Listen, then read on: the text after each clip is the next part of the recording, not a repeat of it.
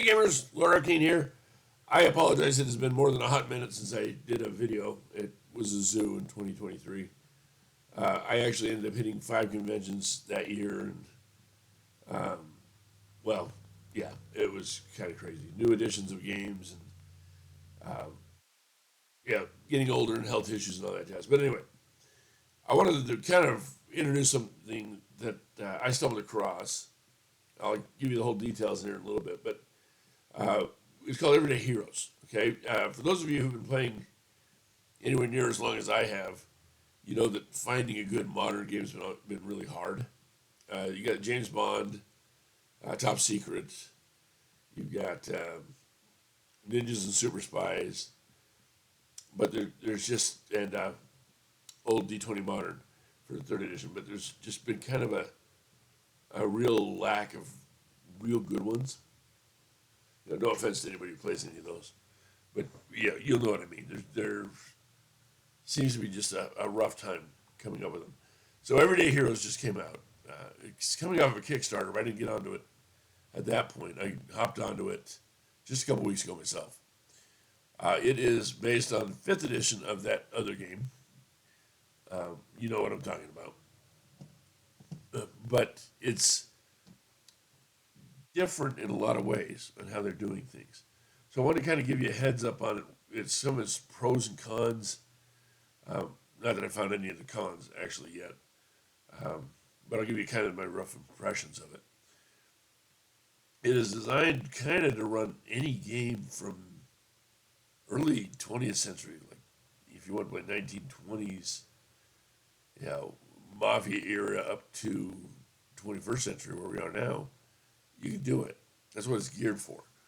The gear, you know, fun toys have changed a little bit over the years, but the overall functionality is a rifle's a rifle, and a pistol's a pistol, a sword's a sword. There you go, right? So you focus on your heroes, and this is where it's most in common with D20 Modern, is you have 6 basic categories of heroes based upon their primary attribute. Okay? But in Everyday Heroes, it's subdivides them much better into individual classes. So you have a hero based off strength hero archetype, but that could be an MMA fighter. It could be a brawler. It could be a heavy gunner, somebody who relies on their strength to hold their cannon, you know, while they fire. Agile heroes based on dexterity, for example, could be martial artists, or they could be a scoundrel, a pickpocket. They could be a sharpshooter, snipers. Okay, so it's got a lot of flexibility, and each of those classes have different capabilities. The one I created in detail is a martial artist, and I'll get to why in a little bit. But he goes off dex. My wife's character is an MMA fighter, goes off strength. Okay, so you got characters that go off constitution, the toughies. You got characters that go off intelligence, like engineers have drones that they use. You have characters that go off wisdom. Hunters have animal companions like druids. Charming characters use their charisma to do things. And that is the basis for their defense. Of course, your individual actions, I'm not going to use charisma to bench press, but I do use charisma to influence people. So even though I'm a martial artist, I actually have a decent charisma as well because of how my character is designed. But all my defenses are based off my dexterity. So you don't have races or ancestries, whatever you want to call them, like the fantasy games do because everybody's human. You could add them, theoretically. You know, you have to balance it a little bit because they added more to the backgrounds. You know, what did your character do when they were a kid? And their career, what do you do for a living now? That would have been lacking if you added races or ancestries back in. So a little bit of tweaking, you could do that. Okay, they went away from the stereotype races. Well, dwarves always make good fighters, and elves always make good rogues. You know, to something like this instead. So no hard feelings against races there as much as I love my pointy ears. Um, you can add them. It doesn't really break anything. My campaign setting is a post-apocalyptic one, the one I'm creating, and so I would probably add how people have evolved after the apocalypse at that point, and adjust down again to balance it, either careers, probably careers actually, or backgrounds. Okay, but that's what it is. Uh, Wealth is an interesting concept in this. That's one of the areas where these games have always struggled. How do you represent money in a world where everything's financed and you have no, the amount of pocket change I have in my pocket is not even remotely indicative of what I have, what I can have, what I can buy, or my liquid or even static wealth. It doesn't work. So you have a wealth rating in this. So like my character is independently wealthy. He's a 4. So I have helicopters and I have cars and I have houses and I have yachts. Okay, but I'm not ridiculously rich. So a 5 would be really, really rich, and a 6 would be first world government rich. Okay, so not even Tony Stark's a 6 in this one, but he's a good solid 5.5.